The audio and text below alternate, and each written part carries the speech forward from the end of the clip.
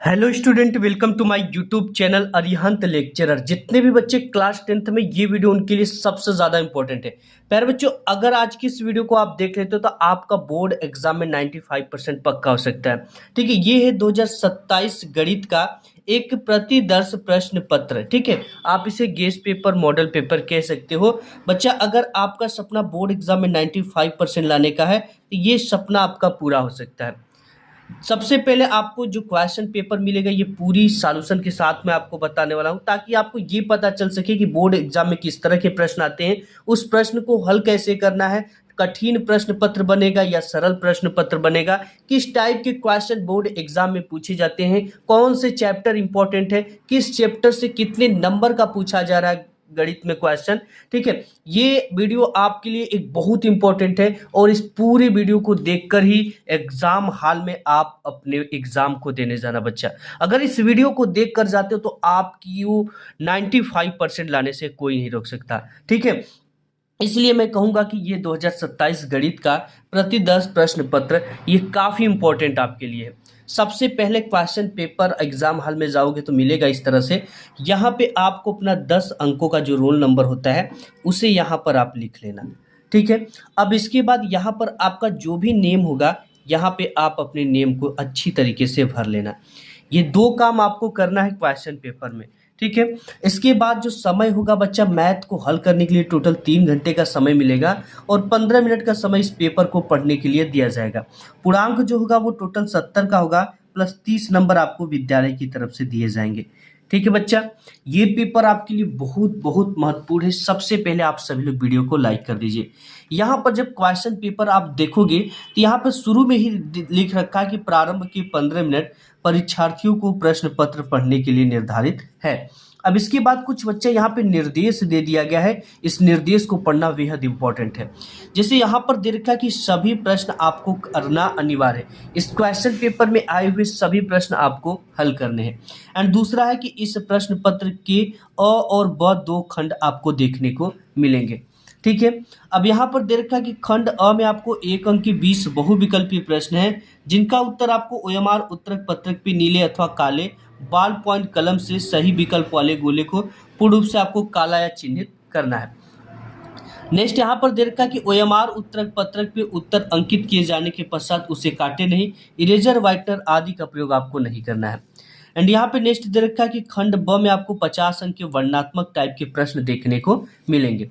And यहाँ पर दे रखा है कि इस खंड में कुल 5 प्रश्न आपको देखने को मिलेंगे। ठीक है बच्चा, बहुत ध्यान से समझना इस वीडियो को। अगर 2027 में एग्जाम देने वाले हो तो ये वीडियो आपके लिए बहुत इंपॉर्टेंट है। यहाँ पर दे रखा कि प्रत्येक प्रश्न के आरंभ में स्पष्ट लिख दिया गया है कि उसके कितने खंड को हल करना है। यहाँ पर है कि प्रत्येक प्रश्न के अंक उसके सम्मुख अंकित है, कौन सा क्वेश्चन कितने मार्क्स का है ये उसके आगे लिख दिया गया है।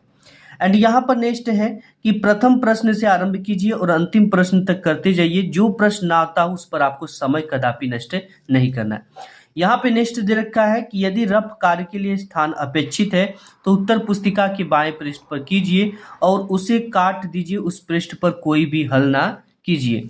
एंड यहाँ पे है कि रचना के प्रश्नों में के हल में रचना रेखाएं न मिटाइए, यदि पूछा गया तो रचना के पद भी संक्षेप में अवश्य लिखिए। देखिए कितना इंपॉर्टेंट चीजें हैं कि जो भी अगर रचना है, अगर बिना चित्र का अगर आप क्वेश्चन हल करते हो उसमें चित्र है तो उसे अपूर्ण माना जाएगा, उसमें आपके मार्क्स को काट लिए जाएंगे। लास्ट है कि यहाँ पे जिन प्रश्नों को हल में चित्र खींचना आवश्यक हो उनमें स्वच्छ एवं शुद्ध चित्र अवश्य खींचिए, बिना चित्र के ऐसे हल अपूर्ण और अशुद्ध माने जाएंगे। इस चीज का ध्यान देना कि जिसमें चित्र खींचना है उसमें चित्र आपको जरूर खींचना है। ये रहे आपके कुछ जो है निर्देश। अब आपके आते हैं खंड अ, जिसमें आपको मिलेंगे बहुविकल्पी टाइप के प्रश्न। ये बच्चों यहाँ से शुरू हो जाता है आपका खंड अ, और खंड अ में आपको मिलते हैं मैथ में पहले बहुविकल्पी टाइप के प्रश्न। ठीक है, और इसमें 20 बहुविकल्पी होते हैं और इसका आंसर ओएमआर सीट पर देना है और इसमें सिर्फ आपको 1 घंटे का समय 20 बहुविकल्पी को हल करने में लगाना है। इससे ज्यादा लगाओगे तो आपके क्वेश्चन जो है छूट जाएंगे। ठीक है, यहाँ पे सबसे पहला क्वेश्चन देखिए दे रखा है कि यदि 26 और 156 दो संख्याएं हैं, जिसमें एक संख्या 26 है और दूसरा 156 का लसा यानी एलसीएम 156 है, तो इसका मौसा यानी एचसीएफ का मान क्या होगा। देखिए इसके लिए जो फार्मूला होता है वो हम जानते हैं, एचसीएफ यानी एचसीएफ का मतलब मौसा होता है। ठीक है, मस बराबर दोनों संख्याओं का गुणनफल, ठीक है, दोनों संख्याओं का गुणनफल,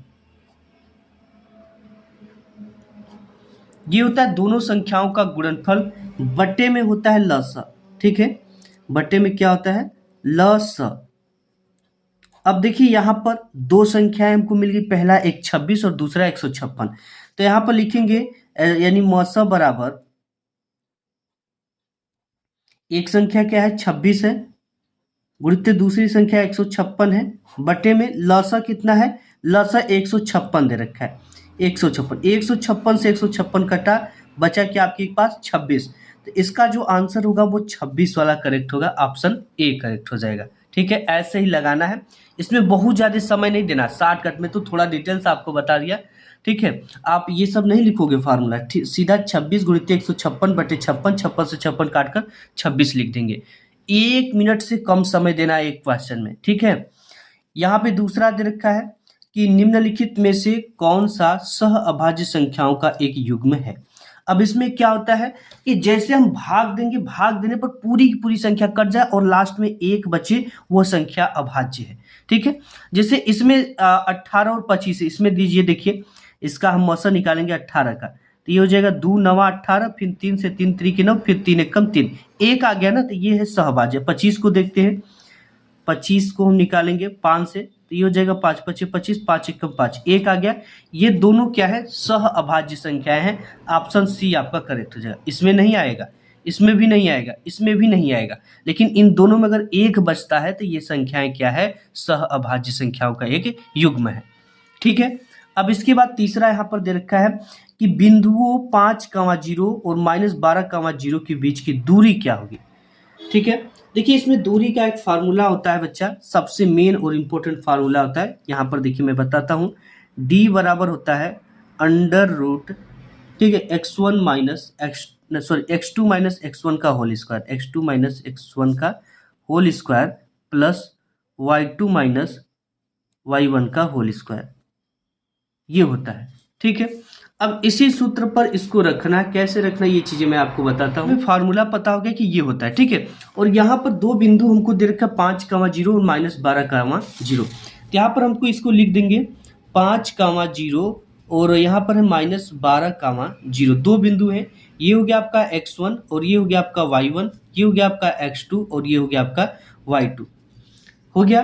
अब देखिए इसमें करना क्या है, आपको सिंपल है, x1 y1 x2 y2 formula जो है उसको हम रख देंगे। बड़ा ध्यान से समझना, ये क्वेश्चन आता है एग्जाम में 110%।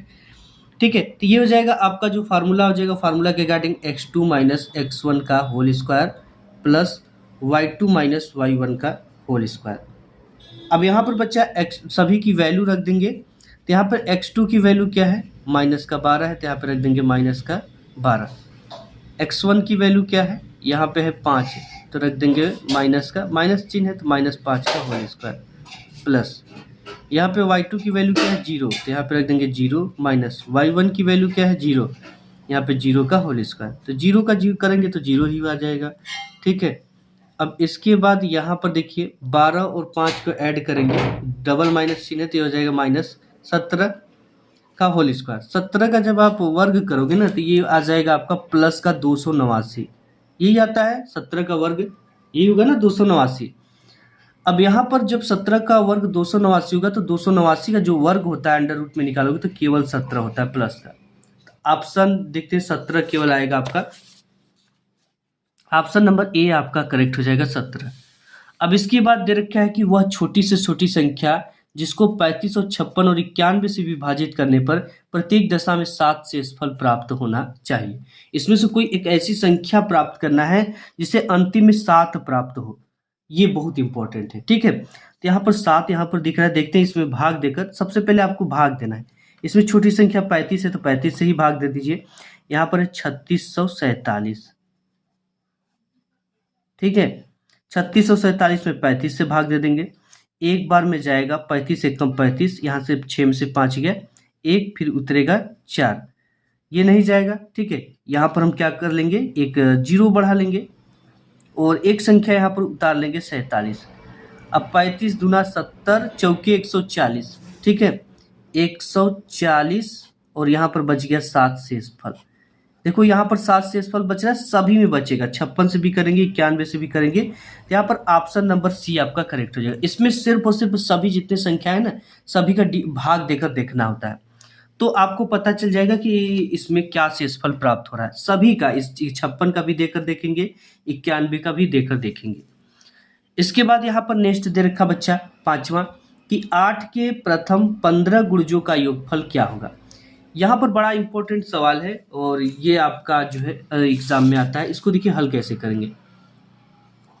यहाँ पे 8 के प्रथम 5 गुणजों का योगफल, ठीक है, जैसे यहाँ पर पहले संख्या 8 हो गई और 15 हो गया, तो यहाँ पर देखिए 8 के 8, 8 दूना के 16, 8 तरीके 24, 8 चौके 32, इसी तरह से 15 संख्याओं का पूछ रखा है, ठीक है, प्रथम 15 संख्याओं का। तो यहाँ पर ए पहली संख्या जो मिल गया वो ए मिल गया, ए बराबर 8।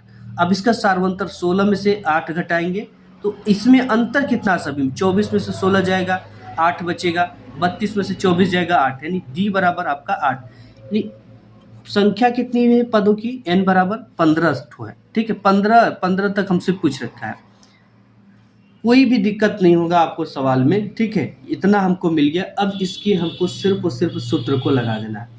इसका जो सूत्र होता है Sn बराबर होता है n/2, ठीक है, n/2 in bracket 2a plus n-1 into D, यही होता है।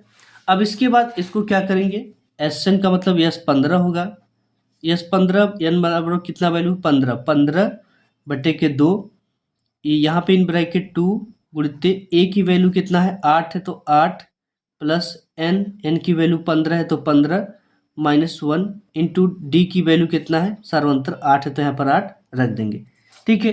बड़े ध्यान से समझना इसको बच्चा, सिर्फ यही होता है कि जिससे कितनी भी संख्या कर दे, 8 का कर दिया, 9 का कर देगा तो 9 के 9 18, 9 3 27, इस तरह से रख देंगे। ये थोड़ा सा इसलिए रखा जाता है सार्वंतर निकालने के लिए, 15 पदों तक कह दिया, इस तरह से लिखना है, ठीक है। अभी एपी है ये क्वेश्चन, शायद आप लोग ना पढ़े हो, आगे मिलेगा, बहुत आसान है, बड़ी मजा आता है हल करने में। अब सिर्फ इसे को हल करना है, जैसे यहाँ पर 15/2 तो लिख दो 15/2, 8 दूना के 16 हो जाएगा, प्लस 15 में से 1 जाएगा आपका, बचेगा 14, और गुणित्य में है 8 तो 8 यहाँ पर लिख देंगे, ये हो जाएगा आपका 15/2। इसके बाद है यहाँ पर 16, इसके बाद है 8 के 8 16, 8 24, 8 चौके 32, 8 एकम 8 9 10 11, 112। अब इसे ऐड कर देंगे तो ये हो जाएगा 15/2 और यहाँ पर 6 2 8, 128 हो जाएगा, ठीक है। अब इसका इस तरह से कर देंगे 15/2 गुणित 128, ये कट जाएगा, 2 छके 12, 2 चौके 8, 64, 64 गुणित 15 कर देंगे, ठीक है। तो यहाँ पर पहाड़ा पढ़ लीजिए आप, यहाँ पे इस तरह से मल्टीप्लाई भी कर सकते हो, अगर कोई प्रॉब्लम ना हो तो आप सीधा इसका मल्टीप्लाई कर देंगे तो लगभग जो आपका आएगा ये 960 आएगा, ठीक है, कितना आएगा 960, तो यही आपका आंसर हो जाएगा, ठीक है, यही आपका आंसर हो जाएगा। देखते हैं कितना आया है, 960, ऑप्शन नंबर ए आपका करेक्ट हो जाएगा।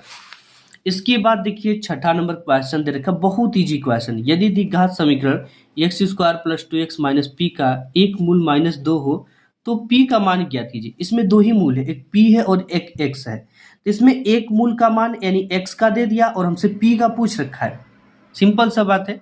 तो इस x की जगह पे इस -2 को रख देंगे, तो यहाँ पर रखेंगे, देखिए क्या है, ये स्क्वायर है तो ये हो जाएगा -2 का स्क्वायर, और यहाँ पर प्लस है तो प्लस, यहाँ पे 2 है तो 2, गुणित x की वैल्यू क्या -2 है तो यहाँ पर 2, फिर माइनस का p बराबर 0 है तो इसको रख देंगे, ठीक है, समझ में आ गया, कोई दिक्कत नहीं यहाँ पर। यानी x की जगह पे -2 को हमने उठाकर रख दिया। अभी हो जाएगा 2 दूना के 4, माइनस में है तो वर्ग करते तो प्लस में हो जाता है। इसके बाद है 2 दूना के 4, ठीक है, और ये माइनस में है तो ये भी हो जाएगा आपका माइनस, और यहाँ पर माइनस का p है, p बराबर 0, ठीक है, ये 4 में से 4 गया 0 तो ये हो जाएगा -p बराबर 0, अर्थात p बराबर आपका हो जाएगा 0, ठीक है, यही आएगा। एक दूसरा जो मूल होगा वो क्या होगा, c 0 होगा। इसके बाद सातवां देख रखा है क्वेश्चन की x अक्ष पर स्थित एक बिंदु 5,2 तथा -3,2 से समदूरस्थ बिंदु के निर्देशांक क्या होंगे, ठीक है, सम बिंदु के निर्देशांक आपको फाइंड करना है। बच्चा जब समस्त दूरी आप निकालोगे ना तो आपका ऑप्शन जो आएगा करेक्ट 1,0 आएगा, ये ऑप्शन नंबर बी करेक्ट हो जाएगा। इसके बाद 8वां नंबर क्वेश्चन दे रखा है, ये दे रखा है कि समीकरण 2x² माइनस 5x प्लस 4 बराबर 0 के मूलों की प्रकृति क्या होगी। यहाँ पे देखिए प्रकृति दो चीज़ों पे डिपेंड करती है। सबसे पहले इसकी प्रकृति हम निकाल लेते हैं। यहाँ पे जो समीकरण दे रखा है बच्चा 8वां का, वो दे रखा है 2x² माइनस 5x प्लस 4 बराबर 0। इसको हम समीकरण इससे निकालेंगे डी बराबर बी का स्क्वायर माइनस 4ac। ठीक है, अब यहाँ पर देखिए इसका कंपेयर हम किससे कर देंगे, ax² प्लस bx, ठीक है, bx प्लस c बराबर 0 से, जिसमें a बराबर हमको मिल गया 2, a बराबर 2, b बराबर मिल गया माइनस का 5, b बराबर माइनस का 5 और c बराबर मिल गया 4, c बराबर 4। अब यहाँ पर इसकी जगह पे रख देंगे d बराबर, b की जगह की वैल्यू क्या है, माइनस का 5 है तो माइनस 5 का वर्ग हो जाएगा, माइनस 4 है तो 4, a की वैल्यू 2 है तो 2, उतने c की वैल्यू 4 है तो 4 यहाँ पर रख देंगे। अब यहाँ पर हो जाएगा d बराबर 5 पचे के 25, ये हो जाएगा 4 दूना के 8, 8 का 16 24, 8 चौके 32। यहाँ पे जब इससे 32 जाएगा तो आपका बचेगा कितना, 5 में से यहाँ पे जो है 12, 12 में से 5 गया 7 और 2 में से 2 गया कुछ नहीं, यानी माइनस का 7 बचेगा क्योंकि 32 बड़ा है और इसका चिन्ह माइनस है। ये जो होगा ना ये काल्पनिक होगा, ठीक है, क्योंकि जब भी d इज ग्रेटर देन 0 होता है, d इज ग्रेटर देन 0 मतलब कि ये क्या है, ये 0 से भी छोटा है, तो यहाँ पे जो d 0 जो है बड़ा है, तो d इज ग्रेटर देन 0 जब होगा तो ये काल्पनिक होगा। ठीक है, क्या होगा, काल्पनिक होगा, यानी वास्तविक नहीं होगा। तो यहाँ पे जो ऑप्शन है काल्पनिक वास्तविक नहीं है, ये वाला करेक्ट हो जाएगा। ठीक है, वास्तविक कब होता, जब d इक्वल 0 हो जाता, d इज ग्रेटर देन भी होता तो भी वास्तविक नहीं होता। ठीक है, तो यहाँ पर ऑप्शन नंबर सी आपका करेक्ट हो जाएगा। नेक्स्ट देखते हैं 9वां नंबर। आपका यहाँ पर 9वां नंबर क्वेश्चन दे रखा है कि दो त्रिभुज एक दूसरे के समरूप होंगे कब, यदि इनके संगत कोण बराबर हो, यदि इनकी संगत भुजाएं समानुपाती हो, ए और बी दोनों, इनमें से कोई नहीं। तो हमने बताया ट्रिक कि जब भी इनमें से कोई नहीं आता तो इसका ऑप्शन सी करेक्ट होता है, यानी कि यदि इनकी संगत कोण बराबर है तो वो समरूप होंगे, यदि इनकी संगत भुजाएं समानुपाती हैं तो ये समरूप होंगे, यानी ऑप्शन ए व बी दोनों करेक्ट हो जाएंगे। 10वां क्वेश्चन दे रखा है कि दिए गए चित्र में यहाँ पे त्रिभुज ओडीसी ये है लंब है, समानांतर है त्रिभुज ओ बी ए के, यदि कोण बी ओ सी बराबर 125 डिग्री हो, कोण सी डी ओ बराबर 70 डिग्री हो, कोण ओ ए बी का मान क्या होगा। यहाँ पे दे रखा ओ ए बी का मान, ओ ए बी का मान हमें फाइंड करना है। ठीक है, तो जब आप इसे हल करोगे ना बच्चा तो इसमें आपका 55 डिग्री आएगा, ऑप्शन नंबर ए करेक्ट हो जाएगा। यहाँ पे 11 नंबर दे रखा है यदि साइन थीटा बराबर कोस थीटा हो तो यहाँ पे थीटा का मान क्या होगा, बड़ा ध्यान से समझना। जैसे यहाँ पर दे रखा है साइन थीटा बराबर कोस थीटा, ठीक है, दोनों पक्षों में कोस थीटा से भाग दे देंगे तो हो जाएगा कोस थीटा, ये भी हो जाएगा आपका कोस थीटा। ठीक है, दोनों पक्षों में भाग देने पर साइन थीटा बटे कोस थीटा बराबर होता है टेन थीटा। ठीक है, हम जानते हैं, यहाँ पे हम लिख सकते हैं भी कि साइन थीटा बटे के कोस थीटा बराबर होता है टेन थीटा। ये आपके समझने के लिए हो गया। कॉस से कॉस कट कर आ गया आपका 1। अब जो 1 होता है ये टेन 45 डिग्री का मान होता है, तो ऐसे लिखेंगे इसे टेन थीटा बराबर टेन 45 डिग्री। ठीक है, 10 से 10 कट गया, थीटा बराबर आ गया 45 डिग्री, इसी को हमें फाइंड करना था। तो यहाँ पर जो आपका आ जाएगा 45 degree, option number C correct हो जाएगा। अब ऐसा जब भी आपको सवाल आता है तो उसका एक ही ऑप्शन करेक्ट होगा। जैसे मैं यहाँ पर बता, जैसे साइन है तो इसको हम क्या लिख सकते हैं, जैसे यहाँ पर साइन 15 अंश बटे के कास 75 डिग्री है। ठीक है, इसको हम लिख सकते हैं बच्चा कि कास कॉस 90 डिग्री माइनस 75 डिग्री बटे के,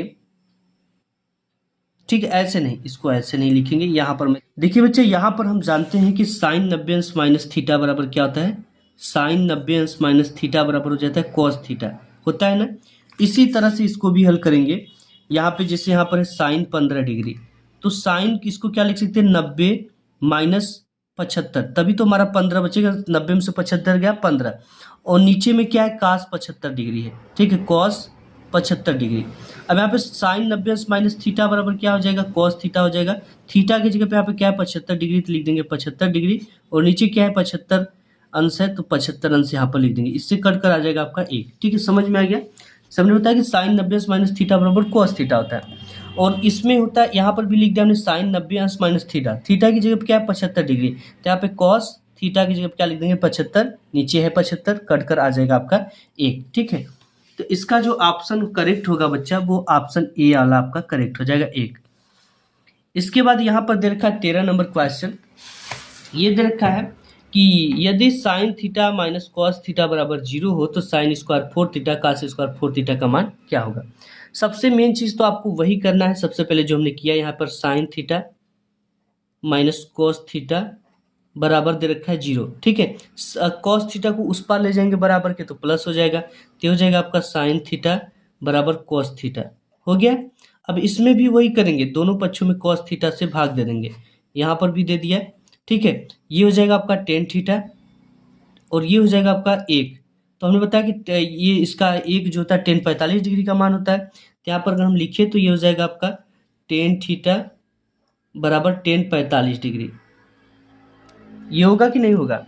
ठीक है, तो 10 से 10 जो होगा वो कट जाएगा, थीटा बराबर आपका क्या आ जाएगा 45 डिग्री, जिसे ऊपर लाया था। थीटा की वैल्यू क्या निकलेगी 45 डिग्री। अब यहाँ पर है साइन स्क्वायर 4, यानी कि थीटा की साइन 45 अंश का जो ये 45 डिग्री होता है यहाँ पे लिख देंगे साइन के पावर 4 45 डिग्री और प्लस कॉस के पावर 4 45 डिग्री। ठीक है, अब यहाँ पर जो साइन 45 अंश की वैल्यू होती है वो 1/√2 होती है, और यहाँ पर 4 लगा तो ये 4 लग जाएगा। इसका भी वैल्यू जो था कास 45 अंश का 1/√2 होता है, त्रिकोणमितीय टेबल से आप इसको देख लेना 4 होता है। ठीक है, अब यहाँ पर 1/2 इसका वर्ग करेंगे, चौथा बार करेंगे। जैसे मैंने आपको बताया यहाँ पर 1/√2 गुणित 1/√2 गुणित 1/√2 गुणित 1/√2। √2 का √2 में करेंगे तो सिर्फ 2 आ जाएगा, और √2 का √2 में करेंगे तो 2। 2 का मल्टीप्लाई 2 में करेंगे तो 4 आ जाएगा, यानी ये इसकी वैल्यू हो जाएगी 1/4, और इसकी भी वैल्यू क्या हो जाएगी 1/4। हर दोनों का सेम है, 4 एक बार लिखेंगे, ऊपर क्या है चीज़ें 1 और 1 को जोड़ देंगे तो 2 हो जाएगा। 2 1 कम 2, 2 दूना के 4, 1/2 इसका आंसर आएगा। ऑप्शन नंबर सी आपका करेक्ट हो जाएगा। देख रहे हो ना सी कितना करेक्ट हो रहा है। तो यही इसी तरह से आपको हल करना है। अब इसके बाद 14 नंबर क्वेश्चन दे रखा है कि सेक A plus ten A 1 minus sign ए का मान क्या होगा। ठीक है, इसको आपको हल करना पड़ेगा। मैं थोड़ा सा आपको इसमें बता देता हूँ कि कैसे हल होगा। जैसे सेक ए बराबर हम जानते हैं क्या होता है, यहाँ पर मैं आपको बताऊं कि सेक ए को लिख सकते हो 1/cos ए, लिख सकते हैं कि नहीं। ठीक है, और टेन को क्या लिख सकते हैं बच्चा, टेन को लिख सकते हैं साइन ए/cos ए।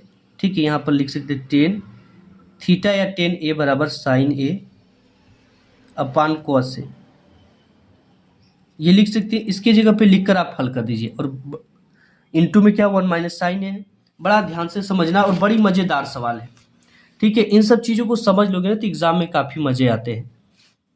14 नंबर क्वेश्चन है sec A plus ten A in bracket 1 minus sign ए।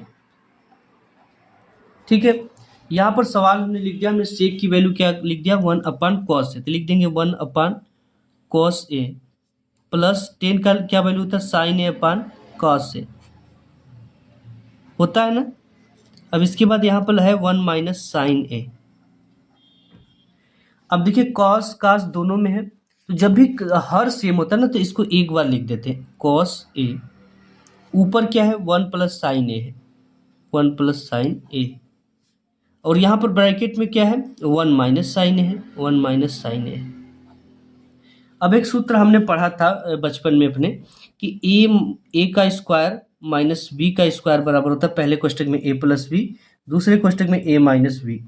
यहाँ पर पहले कोष्टक में ए प्लस बी है, दूसरे में ए माइनस बी है, तो इन दोनों का क्या होगा स्क्वायर होगा। तो एक का स्क्वायर करेंगे तो एक ही आएगा, माइनस साइन है तो साइन का स्क्वायर कर देंगे, साइन स्क्वायर ए। नीचे क्या है कॉस ए है, कॉस ए है। ठीक है, देखिए हम जानते हैं कि 1 माइनस साइन स्क्वायर ए जो होता है, साइन स्क्वायर ए की वैल्यू कॉस स्क्वायर ए होता है। ये फार्मूला जब आप पढ़ोगे तो आपको त्रिकोणमिति का पता चलेगा। 1 माइनस साइन स्क्वायर ए की जगह पे क्या लिख सकते हैं कॉस स्क्वायर ए लिख सकते हैं, तो यहाँ पर कॉस स्क्वायर ए अपान में कॉस ए। ठीक है, तो एक कॉस से एक कॉस कट गया, बचेगा क्या हमारे पास सिर्फ कॉस ए। देखते हैं इसका ऑप्शन क्या करेक्ट होता है। यहाँ पे cos A, option number A आपका करेक्ट हो जाएगा। ठीक है, नेक्स्ट देखते हैं 15 नंबर। नेक्स्ट आपका 15 नंबर क्वेश्चन दे रखा है कि चित्र में बिंदु ओ को बिंदु ए तथा पी से देखने पर अवनमन कोणों की माप क्या होगी। यहाँ पे बिंदु ओ है, चित्र ए से देखेंगे तो कितना डिग्री होगा, चित्र पी से देखेंगे तो कितने डिग्री का कोण बनेगा, ये हमसे पूछ रखा है। ठीक है, तो यहाँ पर जैसे हम चित्र ए से देखते हैं तो ये जो पूरा है 90, ठीक है, और 90 में से जब आप यहाँ पे 60 घटा दोगे तो 60 में से 90 घटे 70 80 90 30 बचेगा। पहला तो 30 हो गया। और पी से देखने पर कितना होगा, देखिए यहाँ पर है पूरा ये 90 डिग्री हो गया और इसमें से 45 घटा देंगे तो होगा 45। तो ऑप्शन नंबर ए आपका करेक्ट हो जाएगा। ठीक है, 16 नंबर क्वेश्चन दे रखा है कि किसी त्रिभुज एबीसी में कोण सी बराबर 90 डिग्री, टेन ए बराबर 1/√3 है, तो sign A cos B plus cos A sine B का मान क्या होगा।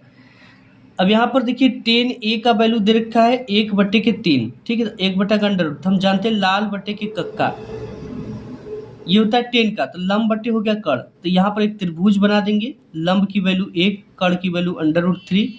ठीक है, अब हमें एक आधार की वैल्यू नहीं पता है, इसको निकालने के लिए हम पाइथागोरस प्रमेय लगा देंगे, कर्ण का स्क्वायर बराबर आधार का स्क्वायर प्लस लंब का स्क्वायर। ठीक है, उसको निकालने के बाद हमें सब कुछ का वैल्यू निकल जाएगा, साइन ए का, कॉस बी का, कॉस ए साइन बी का निकल जाएगा। उसी को निकाल कर यहाँ पर वैल्यू को रख देंगे, मान जो होगा फाइंड हो जाएगा। इसका जो आंसर आएगा बच्चा ना, वो आपका कितना आ जाएगा, जब इसे आप हल करोगे तो आपका इसमें आंसर आ जाएगा, आपका ए का आंसर आएगा। ठीक है, तो ऑप्शन नंबर ए आपका करेक्ट हो जाएगा। 17 नंबर क्वेश्चन की एक घड़ी मिनट की सुई 8 सेमी लंबी है, 1 मिनट में मिनट की सुई द्वारा बनाए गए त्रिज्यखंड का क्षेत्रफल क्या होगा। अब देखिए जो मिनट की सुई है 60 मिनट में यानी 1 घंटे में वो कितने डिग्री घूम जाएगी, 360 डिग्री घूम जाएगी, क्योंकि जो घड़ी होता है एक वृत्त होता है इस तरह से गोल, 360 डिग्री उसे घूमना है, तो 60 मिनट में 360 अंश का कोण बनाती है। तो 1 मिनट में कितना कोण बनाएगी, ये इंपॉर्टेंट है, 1 मिनट में कितना कोण बनाएगी, तो ये हो जाएगा आपका 360/60, ये हो जाएगा 6 के 36 0 यानी 6 डिग्री का कोण बनाएगी 1 मिनट में। थीटा की वैल्यू क्या निकल गई 6 डिग्री। अब हम इसका फार्मूला जानते हैं, त्रिज्यखंड का क्षेत्रफल का फार्मूला। ठीक है, किसका, त्रिज्यखंड का क्षेत्रफल का फार्मूला ये होता है थीटा बटे के 360 डिग्री गुणित पाई आर का स्क्वायर। थीटा की वैल्यू क्या निकल गई 6 डिग्री निकल गई, 6/360 गुणित पाई आर का स्क्वायर, 6 के 6 कम 6 के 36। ठीक है, ये हो जाएगा 60, 1/60, तो ये हो जाएगा पाई आर का स्क्वायर बटे के नीचे क्या 60, तो यही आंसर होगा पाई आर का, ये वाला ऑप्शन ए करेक्ट हो जाएगा। ठीक है, 18 नंबर है कि 1/2 सेमी वाले व्यास किसी ठोस अर्धगोले पर संपूर्ण पृष्ठीय क्षेत्रफल क्या होगा। जब इसका आप संपूर्ण पृष्ठीय क्षेत्रफल निकालोगे तो इसका जो आंसर आ जाएगा ना बच्चा, इसमें आपको क्या करना है, अर्धगोला बनाना है, सब कुछ करना है। इसका ऑप्शन 3/16 पाई सेमी का स्क्वायर होगा। 19 नंबर है कि किसी बारंबारता बंटन के लिए माध्य और माध्यकः क्रमशः 26.1 25.8 बंटन के लिए बहुलक का मान ज्ञात कीजिए। इसका जो फार्मूला होता है ये सबसे इंपॉर्टेंट। अब देखिए इसका जो फार्मूला होता है बच्चा वो होता है बहुलक बराबर 3 माध्यिका। ठीक है, 3 माध्यिका माइनस 2 माध्य, ये इसका फार्मूला होता है। अब यहाँ पर माध्यिका की वैल्यू कितना है, माध्य और माध्यक को जो है ना माध्यिका कहते हैं। ठीक है, यहाँ पर जो माध्य है, माध्य की वैल्यू, माध्यिका की वैल्यू देखो, यहाँ पर माध्य दे रखा है, सबसे पहले माध्य है, उसके बाद माध्यिका है 25.8, तो यहाँ पे लिखेंगे 3 गुणित 25.8 माइनस 2, और माध्य कितना है 26.1 गुणित 26.1। अब इसका आप मल्टीप्लाई कर दोगे ना तो यहाँ पर आपका जो है आंसर आ जाएगा। ठीक है, इसका मल्टीप्लाई अब करना है, सिंपल करते हैं, ये हो जाएगा 3 8 24, ये हो जाएगा 3 5 15 16 17, ये हो जाएगा 3 दूना के 6 1 7 यानी 77.7। अब यहाँ पर भी कर देंगे, 2 1 कम 2 माइनस लगाकर 2 1 कम 2 पॉइंट, 2 6 के 12 के 2 2 दूना के 4 1 5 52.2, इसमें से घटा देंगे, देखिए सिंपल है घटाना, 77.4 और यहाँ पर 52.2, 4 में से 2 गया 2 पॉइंट, 7 में से 2 गया 5, 7 में से 5 गया 2, 25.2। ठीक है, यहाँ पर ऑप्शन नंबर सी आपका करेक्ट हो जाएगा। 20वां दे रखा है यहाँ पर कि केंद्रीय प्रवृत्ति की जो माप होगी वो क्या होती है। केंद्रीय प्रवृत्ति की माप, यहाँ पर जो केंद्रीय प्रवृत्ति की माप होती है वो माध्य होता है, माध्यक होता है और बहुलक होता है। ठीक है, ऑप्शन नंबर सी आपका करेक्ट हो जाएगा। देखिए यहाँ तो 20 बहुविकल्पी प्रश्न समाप्त हो गया और 1 घंटे का समय आपका समाप्त हो गया। नेक्स्ट देखते हैं अब आपका खंड ब, जिसमें आपको मिलेंगे वर्णनात्मक टाइप के प्रश्न। इसके बाद आपका आ जाता है खंड ब, जिसमें आपको मिलता है विस्तृत उत्तरी टाइप के प्रश्न। इसमें देता है कि सभी खंड को आपको हल करना है। इसमें पहला क्वेश्चन दे रखा है कि सिद्ध कीजिए कि √3 एक अपरिमेय संख्या है। इस सिचुएशन में से परिमेय संख्या मान लेते हैं। परिमेय संख्या जो होती है a/b के रूप में होती है। ठीक है, जो कि b इक्वल नॉट 0, ये को प्राइम नहीं होती, b इक्वल नॉट 0 यानी ये सह अभाज्य संख्या होती है, ये सिर्फ एक से विभाजित हो सकती है। तो यहाँ पर इसको इस तरह से मानकर लिख देंगे √3 बराबर a/b, दोनों पक्षों का वर्ग कर इसको हम फाइंड कर लेते हैं। ठीक है, इसके बाद ख नंबर दे रखा है कि दो संख्याओं का अंतर 26 है, जिसमें a मान लेते हैं पहली संख्या और दूसरी संख्या। इन दोनों का अंतर यानी a-b दे रखा है 26। एक संख्या दूसरी संख्या की तिगुनी है, यानी कि पहली जो संख्या है वो दूसरी संख्या का b का कितना है, 3 गुना है। तो उन संख्याओं को ज्ञात कीजिए। ग नंबर दे रखा है कि वह अनुपात ज्ञात कीजिए जिसमें बिंदु p -3, p बिंदुओं a -5, 4 और b -2, 3 को मिलाने वाली रेखाखंड को विभाजित करता है तथा p का मान ज्ञात कीजिए। घ नंबर यहाँ पर दे रखा है कि एक धातु के ठोस गोले की त्रिज्या 3 सेंटीमीटर है। इसमें 0.4 सेमी व्यास का समान अनुप्रस्थ काट का तार खींचा जाता है। तार की लंबाई ज्ञात कीजिए। अंगा नंबर दे रखा है कि द्विघात समीकरण 3x² - 2k x + 2m बराबर 0 के मूल x बराबर 2 तथा x बराबर 3 को k और m के मान को ज्ञात कीजिए। 6 नंबर दे रखा है यदि बिंदु a 2, 3 b 5, k और c 6, 7 संरेख है तो k का मान ज्ञात कीजिए। 2 मार्क्स का है। अथवा अगर आपको ये नहीं आता तो अथवा देखिए देता है इसमें। चित्र में o a c b o केंद्र o और त्रिज्या 3.5 सेमी वाले एक वृत्त का चतुर्थांश है। यदि OD बराबर 2 तो छायांकित भाग का क्षेत्रफल ज्ञात कीजिए। इसके बाद है दूसरा दे रखा है यहाँ पर कि किन्हीं 5 खंडों को हल कीजिए। दूसरे में इसमें 6 क्वेश्चन देते हैं। देखो यहाँ पर है कि आयताकार बाग जिसकी लंबाई चौड़ाई से 4 मीटर अधिक है का अर्ध परिमाप 36 मीटर है। बाग की लंबाई व चौड़ाई ज्ञात कीजिए। 4 नंबर का क्वेश्चन है। ठीक है, ख नंबर दे रखा है कि निम्नलिखित सारणी किसी मोहल्ले के 25 परिवारों में भोजन पर हुए दैनिक व्यय को दर्शाती है। यहाँ पे तो यहाँ पर पद विचलन विधि द्वारा भोजन पर हुए दैनिक व्ययों का जो है माध्य ज्ञात कीजिए। 4 नंबर का है। नेक्स्ट देखते हैं। नेक्स्ट क्वेश्चन आपका ग नंबर दे रखा है कि जांच कीजिए कि द्विघात समीकरण 3/4x² - 8x + 3 = 0 के मूल वास्तविक है। यदि ऐसा है तो मूलों को भी ज्ञात कीजिए। 4 नंबर का क्वेश्चन है। हमने वास्तविक ज्ञात करने के लिए आपको बताया था। ठीक है, घ नंबर यहाँ पर दे रखा है कि किसी मीनार के आधार से एक ही सरल रेखा में a तथा b दूरी पर स्थित दो बिंदुओं A तथा B से देखने पर मीनार के शिखर का उन्नयन कोण एक दूसरे के कोटि पूर्वक है। सिद्ध कीजिए कि मीनार की ऊंचाई √a और b है। यहाँ पर नेक्स्ट है कि यदि a बराबर 18 मीटर तथा b बराबर 32 मीटर है तो मीनार की ऊंचाई आपको ज्ञात करना है। 4 नंबर का क्वेश्चन है। अंगा नंबर क्वेश्चन है कि जो हर बार एग्जाम में पूछा जाता है। एक खिलौना की त्रिज्या 3.5 सेमी है वाले एक शंकु के आकार का है जो उसी त्रिज्या वाले एक अर्धगोले पर अध्यारोपित है। इस खिलौने की संपूर्ण ऊंचाई 15.5 सेमी है। इस खिलौने का संपूर्ण पृष्ठीय क्षेत्रफल ज्ञात कीजिए। 4 अंक का क्वेश्चन है। 6 नंबर दे रखा है कि निम्नलिखित सारणी से माध्यिका को ज्ञात कीजिए। बहुत आसान है, ये सारणी दे रखा है, इसकी माध्यिका निकालना, ये 4 नंबर में पूछा गया है। तीसरा क्वेश्चन की कुछ निश्चित संख्याओं के छात्रों में 300 सेब समान रूप से वितरित किए जाते हैं। यदि 10 छात्र हैं और आ जाए तो प्रत्येक छात्र को मिलने वाले सेबों की संख्या में 1 की कमी हो जाती है। छात्रों की संख्या ज्ञात कीजिए। 6 नंबर का क्वेश्चन है।